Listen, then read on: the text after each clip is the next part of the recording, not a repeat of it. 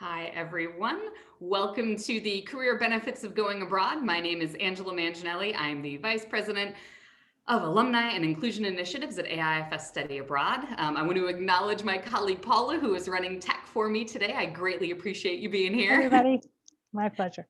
And then we have some fantastic alum who are going to introduce themselves in just a little while. But first, if anyone has any particular questions, you are always welcome to drop those in the chat. We'll be keeping tabs on those, and we'll have plenty of time at the end to answer those. Today, we are going to be talking about career specifically, but I did want to give a very brief overview of AIFS. So that way, if you've not heard about us, you have a little bit of info. I'll keep it quick. So we've been around since 1964. We have programs that span as short as 2 weeks and as long as a year. So no matter, and we have 35 program locations around the globe. So no matter where you might want to go, we'll be able to accommodate you.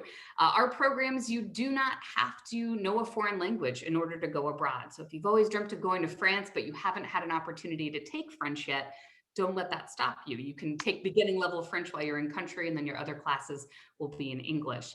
We do have the ability to work with all majors. We offer internship programs, service learning or community engagement programs, as well as traditional study abroad. And we work with high school seniors all the way through graduating college seniors.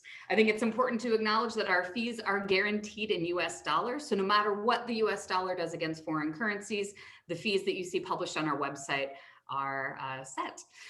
All of our programs are set up to be all-inclusive. So no matter if you're doing a J-term program or you're going abroad for a year, the fee that you see includes everything on the screen. So your tuition, housing, all of our programs have a meal planned or some sort of stipend depending on the location.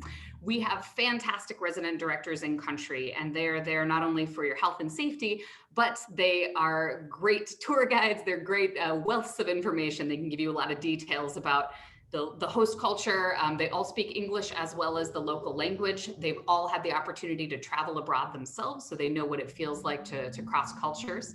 All of our programs include excursions and cultural activities in country, so you'll have an excellent opportunity to kind of engage with locals and get to know more about your host location.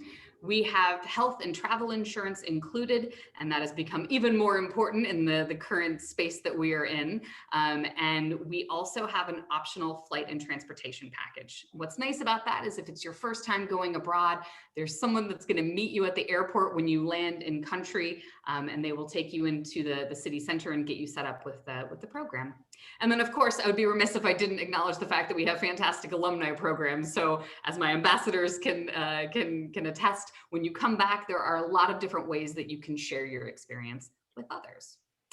So first, I would hope that because you are here, you already have thought about study abroad kind of as an idea, and that I won't have to sell you on that. But assuming maybe you haven't, currently less than 10% of US college students actually study abroad. So when it comes time for you to graduate with your degree in whatever subject you're studying, this is a really compelling way to help set you apart from your peers to employers. And I think as time goes on, the skills that you gain abroad are even more essential for new hires to have. And we're going to talk a little bit more about skills in just a few moments. Studying abroad allows you an opportunity to gain a comparative understanding. So if you're studying business and you go to Argentina, you can not only speak to the business curriculum you've had at your home institution, but you can talk about what Argentinian business is like. And again, so many of your peers haven't had that experience that's going to help to differentiate you in a really positive way. There are a ton of skills that you build. We're going to talk more about those in just a second. It's an opportunity to expand your network. All the students that are with us today can talk about, they made friends from all over, not only the country, but certainly the globe.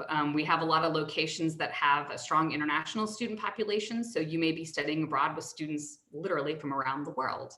And one of the best things, in my opinion, about study abroad is it's an opportunity to go deeper in a location than if you were just visiting as a tourist. In the career space, you often have a couple of weeks vacation. And so typically you're going to be abroad for a week. But as a study abroad student, it's an opportunity to really be there for at least a couple of weeks and sometimes again up to a year and get to know the local spots, get to know the culture much deeper and richer than you would if you were just visiting. So I mentioned earlier, all the skills that you can build. The skills that you see on the screen are just a small snapshot, and certainly our ambassadors are going to talk a lot more about the skills that they themselves pulled out from their own study abroad experiences. I do think it's important to acknowledge the National Association of Colleges and Employers, NACE for short, is an organization that does an employer survey every year. And one of the things that has been really interesting is that things like time management and problem solving, those are consistent skills that have been in that survey as top skills that employers are requesting. But more recently, in the pandemic time, we've seen adaptability, resiliency, and grit be increasingly important skills. And I think having studied abroad, those are skills that you certainly have a great opportunity to develop. And then we certainly have some resources. So we have obviously a lot of alumni that are happy to share their experience. We'll talk to you about their social identities and their locations that they studied abroad. We have student webinar series, which all of you found because you signed up for this webinar. So if you visit that same page again, you're going to be able to see all the different offerings we have for the rest of the semester. We certainly have our blog, our social channels, YouTube. So if you're a visual person, there's a lot of great photos and video content that you can check out. We also have the student resources and FAQ page, which is updated fairly frequently. And so you'll see the website at the bottom. You can go and get more information about funding. We have a ton of great scholarships that are available currently. More than 50% of AIFS participants receive some sort of grant or scholarship for participating on our programs. So don't let funding be a perceived barrier from keeping you in going abroad. And then also we have some webinars that we've recorded that you can go back and check out that are specifically on funding. In the career space, we have a lot of different resources. So our resident directors do programming while you're in country to kind of help you think about your career and the skills that you need or want to build for your future. We also have some resources like the Marketing Your International Experience workbook, as well as the Navigating Uncertainty guide.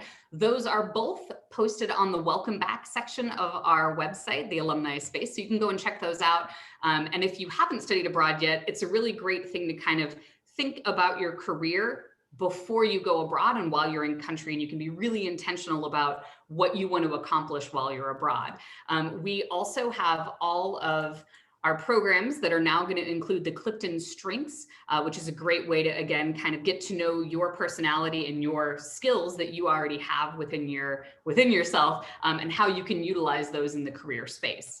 We have a ton of alumni programming, from answering emails and questions for prospective students to being an alumni ambassador. And we also have an alumni career panel series. So past participants that have come back from all over the globe and are sharing their experiences and talking about how those experiences have impacted their career. So those are definitely things to check out. And if you give me just a second here, if you scan the QR code, that will take you to our website where you can put in your information and set up your free student account. And that way you'll be able to get a lot more information, including scholarships and tailored information about specific locations that you might be considering. I know I just threw a lot of info at you very quickly. I wanted to make sure that we have time for all of our alumni to speak about their experiences. So I'm actually going to turn off the PowerPoint so that way you can all see each other a little bit larger. And what I would like to do is I'm going to call on you, all my ambassadors, in the order in which I see you on my screen. And if you would first off just introduce yourself, your name, your home university, when and where you studied abroad. So Alyssa, can you get us started? Yeah, hi everybody, my name's Alyssa. I'm a senior at Seton Hall University in New Jersey studying international relations and modern languages, and I studied abroad spring 2020 in Grenoble, France. Excellent, thank you. Sadie. Hi everyone, I'm Sadie. I am a senior at Champlain College, which is in Vermont, and I study international business with a minor in foreign languages. I studied abroad in Berlin, Germany in the fall of 2019. Fantastic, thank you. Morgan. Hi guys, I'm Morgan. I'm studying at Miami University in Ohio, and I studied abroad in the spring of 2020 in London. Excellent, thank you. Keelan. Hey guys, my name is Keelan Rice. I'm currently a senior at the University of Dayton in Ohio, studying communications management and marketing. And I studied abroad in Rome, Italy in the fall of 2019. Excellent, thank you. And last but certainly not least, Alexis. Hello, everyone. My name is Alexis 𝗟𝗘𝗧'𝗦. I'm a senior at Wright State University in Dayton, Ohio, and I am an English major and a music and Spanish minor, and I studied abroad in London during the fall 2019 semester. Excellent, thank you. So I do have sort of some set questions that I would love to ask all of you. And then again, if anyone has any other questions, you're welcome to drop those in the chat and we'll be happy to get those answered. So my first question to all of you, and I'll actually ask you to go in the same order that you just went in, keep it easy. Why did you choose your particular study abroad location? And did it have kind of anything to do with your career? Yep, so I chose Grenoble, France, because I had been studying the French language since high school. I've always known I wanted to study abroad, especially in France when I came to college. And I knew that I wanted a place in France where I knew that I would learn the language the most. So I thought Paris might not be for me because of all the tourists. And I really fell in love with Grenoble by how small of a city it is. They also have a lot of international students that we touched on earlier. So I got to meet a lot of people who are also learning the language with me. So it's very much geared towards international students learning a language. Excellent, thank you. Sadie? All right. So where I go to school right now in Burlington, it's a very, very small city, if you could even qualify it as that. I knew I wanted to go to a really big city to study abroad. So I also took German in high school and I really wanted to go to Germany, and Berlin seemed like a perfect fit. Like Alyssa, I always wanted to learn the language more. And like I became pretty much fluent by the time I was done there. So glad I went. It's also really like a multicultural city. There's a bunch of different types of people and food and activities to do. So I was excited to go there. Thank you. Morgan? So kind of the opposite of what Alyssa and Sadie just said, I chose London, England because they do speak English there. And I knew that studying abroad was already going to kind of push me out of my comfort zone a lot. And going to a country where I didn't know anyone, I definitely wanted a language that I knew, since I've never studied another language since I was really young. So I definitely wanted to go somewhere that spoke English. Also, as a digital marketing major, I'm really interested in the fashion industry, and London does have a really strong like fashion industry, and I was able to take fashion classes while I was there. So that was another reason that I chose London. Excellent, thank you. Keelan? So I chose to study abroad in Rome, for one, just because it scared me, because I didn't know any Italian at all. I've always taken Spanish classes in middle school and high school, so I knew I wanted to do something that would take me and put me someplace where I would feel very uncomfortable. And I barely been out of the country too. So when I decided on Italy, I was really influenced by my mom. She actually lived in Rome after she graduated from college, and she worked as a teacher. And so I've just grown up listening to stories about her time in Rome and all of the beautiful history and art that she would always tell me about. And then I went back and forth between Florence and Rome, actually, because I was like, oh, maybe I think Florence is a little smaller. I did a lot of research, and I knew that Rome would be a little bigger and busier and a little bit different culturally as well. But at the end of the day, I decided to go with Rome just because I really like busy, fast, up-paced places. And I want to live someplace like New York sometime in my life. So a lot of things that I read said that Rome was similar pace to New York. So I just decided to go with it. Excellent. It's good training ground. And having lived in New York, I can tell you, yes, there's definitely some similarities between Rome and New York. Thank you. And then Alexis. Yeah, so I chose London for several reasons. I grew up in a very small town. I graduated with only 50 people in my high school class. So if that can kind of give you a picture of how big my school was in the town that I lived in. I grew up in a very rural area, like I was surrounded by cornfields. So I never really got the experience to like live and like work in a big city. So I knew studying abroad, anywhere I wanted to go, I knew I wanted to feel similar to 𝗟𝗧𝗧𝗦, like the hustle and bustle of a really big city, in case I would ever have to like relocate, which I am open to relocating for jobs after I graduate. Because I'm definitely the kind of person that doesn't like to stay in like one spot.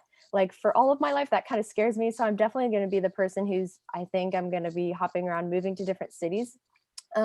So looking at London too, specifically with my English major, a lot of the literature that I've studied is very much influenced by British literature. So I wanted to really get that in-depth knowledge from professors who, live and grew up in London, or not specifically London, but just like British culture as a whole. And I have also just my entire life have been very like a huge fan of British culture and like the cultural exchange that has happened between the United States and the UK as in general. So that is also another reason why I picked London to study abroad. Excellent, thank you. And so then my next question and I'm going to ask all of you to answer this one, is sort of how did what are your short and long-term career goals, and how did studying abroad impact those? So if we can go in the same order, keep it consistent. Alyssa. Yeah, so I am a international relations major, so I really do want to somehow become a diplomat. So obviously learning the language is very important for that. And before I even knew I wanted to be a diplomat, I was kind of thinking about going into law. So it kind of mixed them together and wanted to pursue international law now. That's kind of my plan now, long-term goal being an international lawyer. So again, going abroad just really helps with my language skills and also the cultural diplomacy kind of skills where you're able to open yourself up more to different cultures and see where they're coming from and have that cultural exchange, I think is very important for the career path that I'm going for. Excellent, thank you. Sadie? Well, I wish I had as clear of a plan as you, but I think, I'm an international business major, so I knew I wanted my career to be international. But going abroad and actually like living in Europe and being there influenced where I want to go with my career. Like I want to be located in Germany at least for a while, and I know I'd be happy, and it like really solidified the fact that like I can actually do this and like be successful in a new place. So I think it just really backed up my career like goals in general. And it inspired me to open my eyes to more than just like an international business, so I could do more things because I took classes that weren't directly related to my major. So I feel like it broadened my horizons. Nice. It's a work in progress, right? That's how I sort of look at careers. Is it's good to have an idea, but there are so many things. If you had told me when I graduated with a photojournalism degree that I would end up working and study abroad, I would not have thought that would have been the case, but I can't think of anything else I'd rather be doing. So you're open to opportunities, which I think is important. Perfect. Morgan. So my long-term goal is definitely to work either in the travel industry or work at a global company for marketing in some degree. I'm not exactly sure what I want to do, but being able to learn kind of the marketing tactics and how they teach them over there in London and then here in America was really nice to be able to see kind of the differences, but also the similarities, because I mean, nowadays a lot of companies are global, especially like those big companies like Coca-Cola or something like that. And it's interesting how they market in different countries. And so learning that was definitely really helpful for me. And then also kind of similar to Sadie, one day I would love to live in London or just anywhere in Europe and get to experience that. So kind of like being able to live in London for a couple months kind of reassured myself that like I could do it. And one day I definitely could move back there for a career if I was given the opportunity to. Excellent, thank you. Keelan? Yeah, so a long-term goal of mine would just be to be able to work in the entertainment industry. And through some of my courses that I did take while I was abroad, I was able to learn a little bit about the entertainment industry in Europe, and of course, more specifically in Italy. But more in general, I would say that studying abroad really just opened my eyes to really how small my perspective had been before I went and lived someplace outside of the country. And that just means like my vision and simply my outlook on life too. I really learned how to depend on myself, how to trust myself, and really take a chance on myself, and to have confidence in myself and in my abilities that I had learned and will be learning in the future. I also saw how, or just a tiny bit of how big the world really is. So I really would love to incorporate travel into my job, whether that be short term, hopefully short term with the pandemic, or long term. Excellent. All good skills. And I think, yeah, certainly the pandemic has expanded our view of the office, right? And where we work and how we're able to. And I think there's a lot of flexibility that, although I'm not I don't have any insight into the future, but I do think that we're going to see some things shift. And as all of you have mentioned, we are in a global economy and in a global work environment. So I think that's going to continue to kind of evolve. Alexis.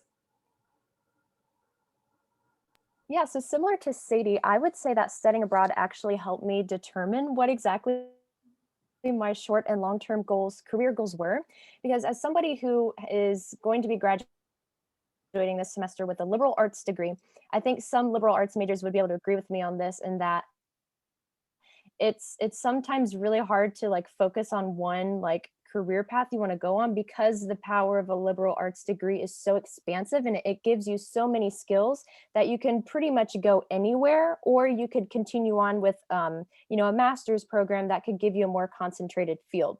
So with that being said, going abroad, I really got to learn that I have a huge passion for being like a digital content creator. I love photography, I love writing blogs, and I love creating vlogs, like anything to do with like storytelling through digital media, some means of digital content. And so with that, I also, returning home, I have served many roles within higher ed, especially like serving as a mentor, whether it be like a resident assistant or serving as, president role in my sorority. I've also just kind of learned that I really love working with students and being in the higher education setting. So studying abroad helped me realize that I want to go into potentially working with international education further. Even though I, study abroad is a part of that international education realm, I would love to combine my passion for digital content creation and working and supporting students who are in college, some kind of role like that. Excellent. A path I know well, having again, having gone to school for one thing and sort of found this beautiful field along the way. So I support that. And I know a couple of you have kind of touched on this, but I wanted to open it up and see, certainly Alyssa, if you could talk a little bit more first, and then I'll open it up to everyone, about the classes that you took abroad and how they benefited your career goals. And maybe if you could talk a little bit as well about the difference of the learning environments, what it's like at Seton Hall compared to what you experienced in Grenoble. Yeah, so in Grenoble, I had completely different French language classes than I had ever had in my entire life. It was definitely like a culture shock adjusting from American education system to French education system. So I was in class pretty much all morning in just French classes, which usually here in America, I only had it like twice a week for like 2 hours at a time. So over there, I had something completely different. It was one professor for the whole time, and she had us doing these labs where we basically just sit in a little cubicle by ourselves with headphones, and we just repeat back what we heard, or learn to kind of speak fluently, like in conversation, by like responding to the conversation that you heard.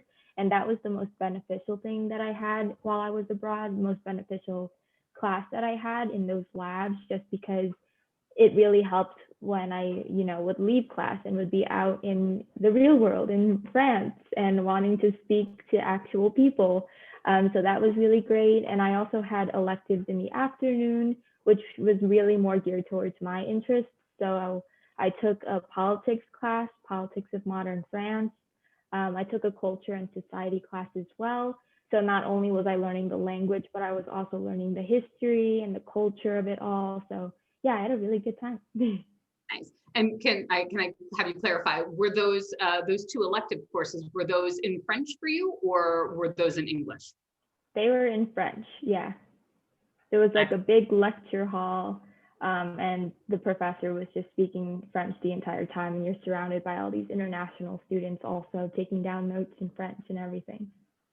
Excellent, thank you. And I'll open it up to all of you now. Would anyone else like to talk a little bit about the courses that you took while you were abroad? Yeah, I can. I mentioned it a little bit before, but I'm a marketing major, so I was able to take classes obviously in London and then here at Miami. And Miami is in a really small town in Ohio, so there's not really much around. Whereas the marketing classes that I took in London, we were able to go on field trips to different stores, and we went to a really cool convention where there was like all different types of fashion and stuff with marketing. And I definitely would never get that experience here at Miami simply because of location.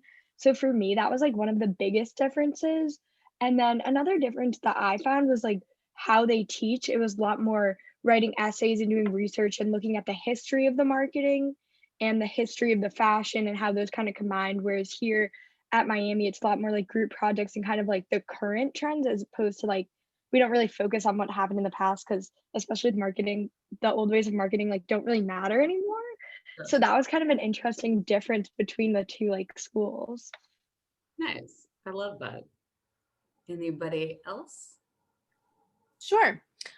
So I also mentioned this a little bit in the last question, but one of the courses that I took when I studied abroad that really helped me in the career sense and my mindset was luxury fashion in Rome.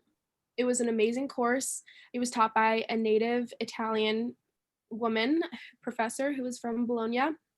And like Morgan said, we were able to take field trips, and we took a field trip, I think, at least once a week to different luxury shops in Rome. We went to one of the most famous streets in Rome where they have all of the designers. They had Gucci, Versace, Bulgari, like all the amazing places. And we got to go into the stores depending on the different units. We spent, different units and the different designers, which was amazing.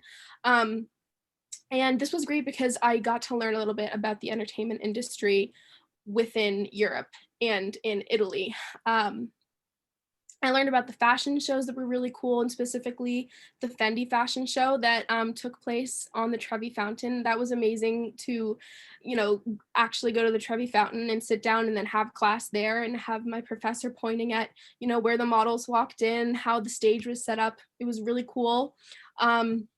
And then in terms of like grading and academics, actually, we were only graded on 3 things for all of my classes. We were graded on a midterm, a 10-page paper, and a final exam. And the exams were mostly just also like in-class essays too. So there really wasn't any multiple choice. The only kind of multiple choice or fill in the blank kind of stuff that I had was in my Italian language course. So very different, and it was very up to the individual students to keep up with the readings. The professors kind of said, okay, well, if you fall behind, you're not going to do well on the exams and on the papers. So it was very much up to us as the students, but I learned a lot, and now I'm really good at keeping up with my readings here back in America. So.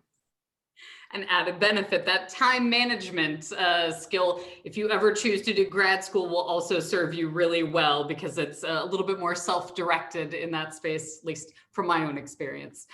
So I know one of the things that I asked all of you to do, obviously, you're all going to be graduating soon and have different paths that you're going to go on, but likely at some point in the not too distant future, you're going to find yourself in an interview setting.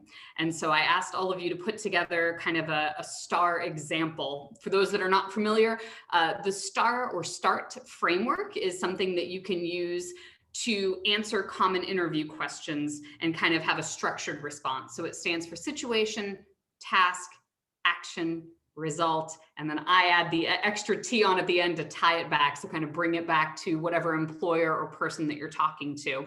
And so I wanted to have all of you share this, and I did want to note for those that are not panelists that are on the webinar, you can visit the welcome back section of our alumni website, and I'll also be sending this in the email I send out to everyone after.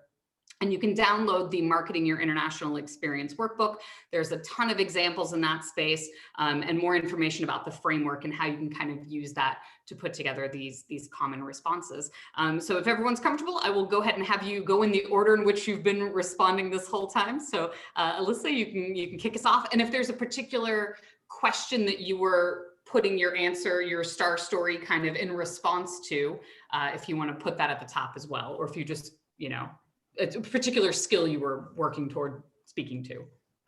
Yeah, so I can speak to the skill of adaptability, which, as we've talked about, is becoming increasingly important today.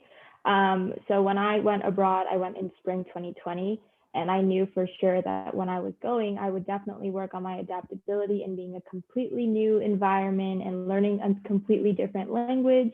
But I didn't know the extent to which I would learn how to be adaptable, because in March, I was sent home due to the coronavirus pandemic.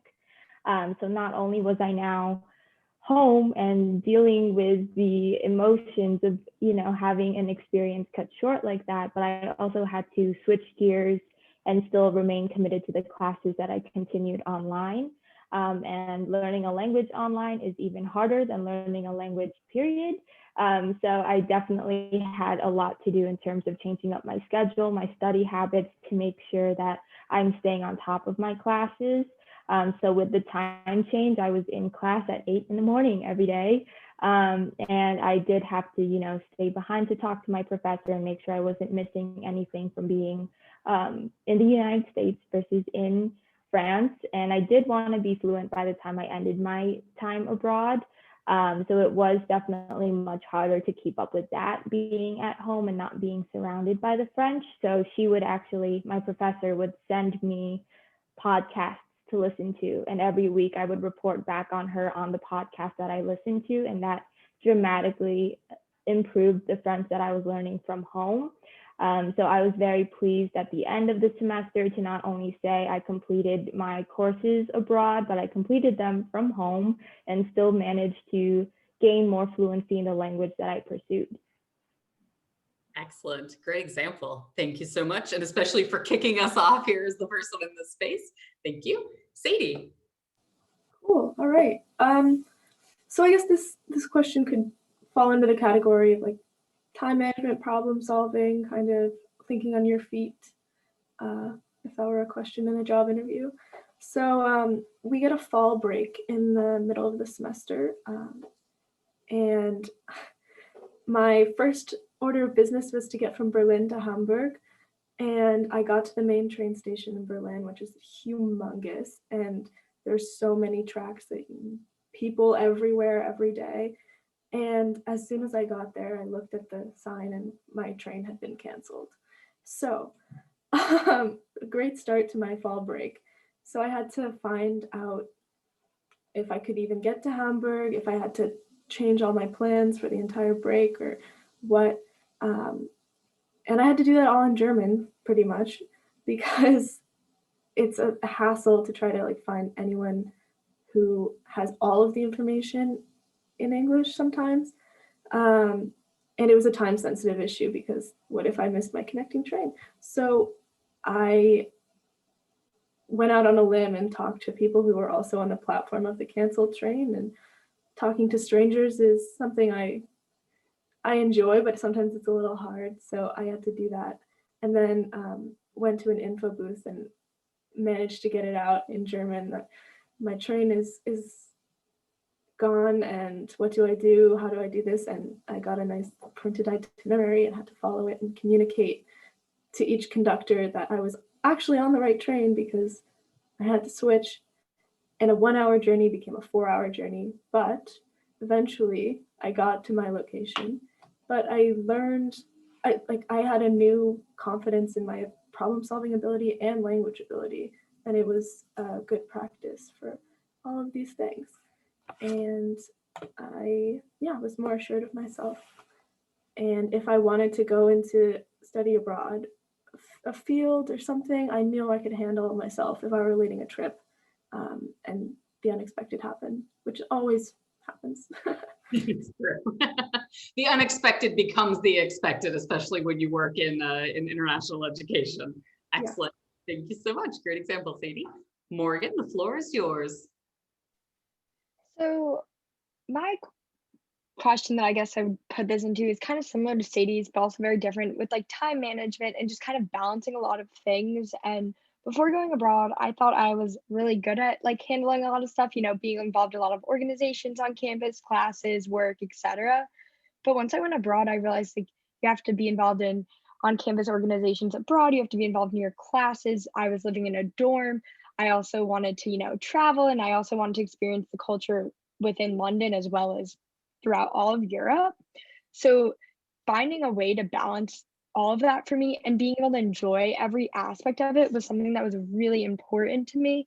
And so one of the biggest things was obviously being there for study abroad. The main priority was studying. At the end of the day, obviously travel is fun and all, and I think you learn a lot from traveling, but I needed to make sure that my classes were a priority. So I made sure that I had friends and made connections within all of my classes, especially students who weren't studying abroad, but students who attended that university full time and I could work with them and be like, if we have a project coming up, they had more experience at that school and with the London education versus American education. So being able to work with them and kind of figure out what I needed to get done before the weekend. So that way on the weekend, I could travel to Amsterdam or Spain or wherever I was going and be able to enjoy it and not be worrying about those papers.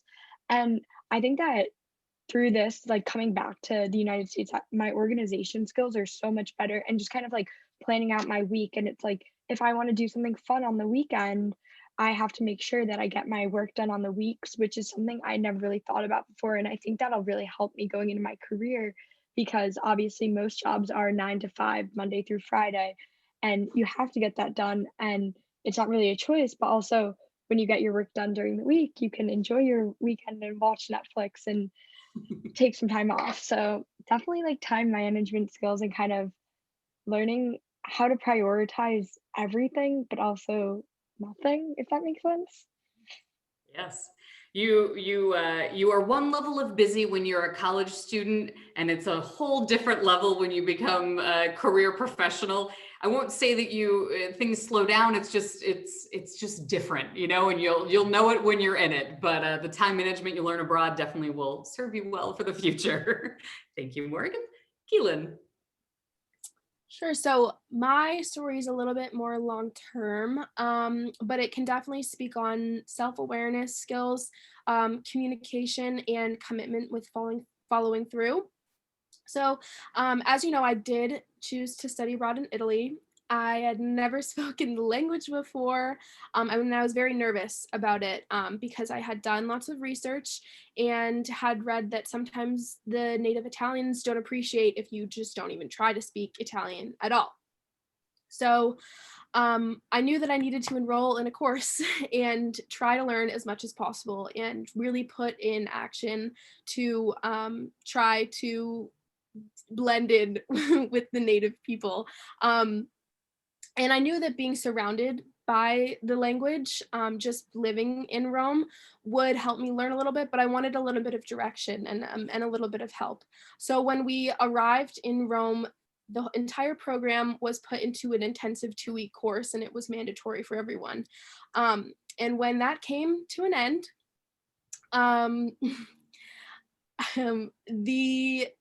all 12 people that were enrolled in the semester-long Italian course dropped the course. Once they passed the initial language test, they said, nope, I'm not doing it. That was very, very difficult. And it was very difficult. It was an intensive course, but, and it was tempting for me to drop it too, because I knew that it would be challenging to continue to learn a brand new language at such a fast pace. But I said, no, I'm going to stay in the class. And it was myself and 2 other people that decided to stay in the class. So it was just the 3 of us, which was good. And in the end, I ended up learning Italian faster than I would have ever known. And by the end of the semester, I found myself in some compromising positions with my friends that ended up dropping the class, and they were looking to me to understand what was going on and what the people that were around us were saying. And I, like I said, I would have never thought that I would be the one that would be able to, at the very least, understand or help guide the situations that were happening. But I was in fact the person that people were able to look to, which was really cool. So I really stuck to that commitment with following through, even when I didn't want to, and even when I knew that it would be very, very difficult, along with improving my communication skills and my self-awareness. So. Excellent. Again, skills that will serve you well in the future. And I'm proud of you for continuing the fast-paced learning the language. You know, Italian, I know a little bit, just enough to get by, but hopefully it will stay with you in the years ahead. And last but certainly not least, Alexis, will you share your star story with us? Absolutely. So my star story is kind of related to if I were to go into an interview and they were to ask me about my foreign language skills and my competency, because I have always listed on my resume that I, of course, am a Spanish minor. I've completed the minor and I've been speaking and studying the language for 8 years. So then you may say, well, Alexis, why did you study abroad in London? Well, I also studied abroad in London because I knew I'd be close to Spain and I could go to Spain whenever I wanted to. So I decided to take a weekend trip to Barcelona because I am in love with all things Spain. It's just a beautiful country. So I also decided to take 3 of my other friends with me to make the trip a little bit more affordable so we could all, budget, within our very tight budgets for the whole entire study abroad experience. And I was the only one who was in the group that could speak Spanish. And of course, at that time, I hadn't taken a Spanish college course in 2 semesters. So my Spanish fluency was a little rusty, but I knew I could get by with like basic phrases. And so we had arrived to the Barcelona airport, and there's a train station that connects you straight from the airport to the city. It's really easy to get there. But of course, when we got to the point of where we needed to actually go to a kiosk and purchase our tickets, a lot of the names for the different train stations were very confusing and difficult to understand. So I was trying to look at my phone, and like my friends were next to me, all trying to figure out where do we go to get to our hostel that we were staying at. So my other friend in my group, who was very confident in herself, she approached a train, or a worker who was working at the train station. And she didn't speak Spanish. She spoke very fluent English, very fast, very loud. And it kind of, I turned my head and looked at the worker, and I could very much tell that he was not satisfied that she wasn't speaking Spanish, and that she just assumed that he would understand English. So she kind of took that situation in the wrong direction, or approached it in a wrong direction. So that's where I came in, and I started speaking in Spanish, and I was saying like, oh, I'm sorry that she can't speak Spanish, but I can understand and speak Spanish a little bit. And so with that, I think he was able to calm down a little bit, because he didn't look like he was going to get hostile, but I could tell that he was very frustrated, and he wasn't going to help us, 4 American women who were in Barcelona, very much removed from their culture. And so by me, establishing that like, hey, I'm going to attempt to speak in this language so that, we can help each other, so you can help us. And it was one of those moments where I was able to use like cultural sensitivity and empathy to like the situation. And we were able to find out what correct train station we needed to get to. So not only in that situation, we were able to practically solve our problem to figure out where we went, but I was able to kind of communicate with my friends and like help them understand like, hey, when we're in a new city, especially since we had all been so used to being in London, where English is predominantly the large language spoken, being in a new city where English is not the predominant language spoken, we need to be more sensitive to that. So I think that will help me in the future whenever I travel to a Spanish speaking country or any other country where English is not the main language spoken. It teaches me that I need to be, very aware of that and be very respectful in order to help myself and to also help, individuals who are involved in the service industry or the transportation travel industry, any of those categories. Excellent. Absolutely. Yes. I think empathy is a huge piece of the skills that are built when you study abroad, right? You have the opportunity to kind of put yourself in a space where you don't know the language necessarily, or the mass transit, or the cultural customs. And I think certainly all the alum I've talked to that have come back, and how that shapes your perspective going forward, I think is a very positive thing. Well, I appreciate all of you putting together your star stories and sharing those here in this public space.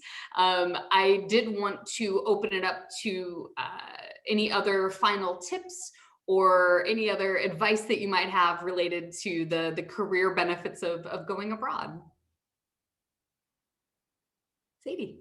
I can start it off. I think in the same vein as the star stories, I found it really helpful to keep a journal so I could remember these things, even if it's not like a super detailed journal, just like some bullet points of the day. I wish I kept a more consistent one, but it was really useful to go back, and then now I can find stories and identify them as the type of thing you might want to talk about in a job interview, or if something important happens to you while you're abroad, just write it down, and just like in general in life. But then a second thing I would say is, with regards to classes, take at least like one class that branches out from your major. I took architecture of Berlin and classical music, both of which aren't related to my major, but they really contributed to that cross-cultural awareness, and I got a deeper sense of the history and culture of the city, which I think is equally as important as learning what your field looks like. It's the ability to delve deeper into a specific culture, which is good for all careers. So that's my advice. Absolutely. And I think you hit a great point, that moments of challenge end up making really powerful star stories, right? Especially when you can do, as all of you did, demonstrate that you had this moment of challenge, but that you worked through it successfully, right? And behavioral-based interviewing is all about past behavior will often dictate how you will handle something in the future. So it's a great example, or a great piece of advice, I should say, for outside of taking classes outside of your major, keeping track of those moments that you have, because they will make really good stories in the future. Any other pieces of advice or tips for prospective study abroad students? Elin. This is a very small one, but I would say just connect with as many people as you can and stay connected with them. Being now, I think it's been a year since I returned from studying abroad. I have been able to keep really strong ties with a lot of the people in my study abroad group, which has been great. And a couple things have actually come from that, which is super exciting. And I would just say connect with as many people as you can, because you never know what's going to come out from it. And they're great friends of mine as well. Absolutely, especially now, I think, and so many of you had mentioned, like, you want to go abroad or be able to work abroad. You know, you're setting those foundations now as an undergrad, and it may take a little while before the opportunity arises, but certainly staying in contact with folks and continuing to build your skills, not only while you study abroad, but while you're wrapping up your education. You're playing the long game, basically, when it comes to your network, right? So all the connections that you make abroad, you have no idea where all of you are going to end up in the future. That, I think, is a really fantastic thing. Well, I appreciate so much all of you being here and continuing to share all of your experiences. I'm going to go ahead and stop the recording. And if anyone